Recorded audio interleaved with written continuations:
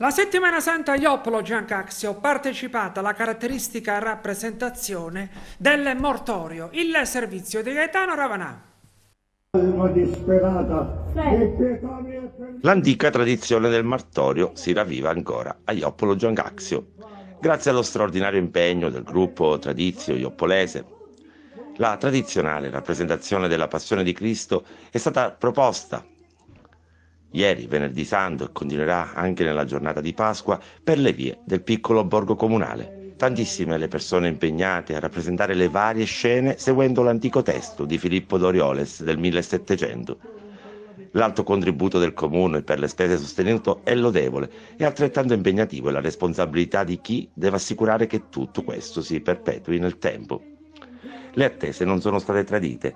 Il mortorio portato in scena dal gruppo teatrale Tradizio di Oppolese, con la collaborazione, dicevamo, del comune e della locale Proloco, ha fatto ancora una volta centro, come si può vedere dalle immagini di Carmelo Cacciatore. Migliaia e migliaia di persone sono arrivate da ogni angolo della provincia per quella che da sempre è una delle rappresentazioni più importanti dell'isola. Protagonisti sono stati gli abitanti di Oppolo Giancazio, tantissimi infatti sono stati coinvolti per interpretare i vari personaggi o semplicemente per essere il popolo presente a tutti i principali momenti che hanno caratterizzato gli ultimi istanti di vita di Gesù. L'appuntamento adesso è fissato alle 11 di domenica, giornata di Pasqua, per l'incontro tra la Madonna e il risorto. Simulata pietà! Io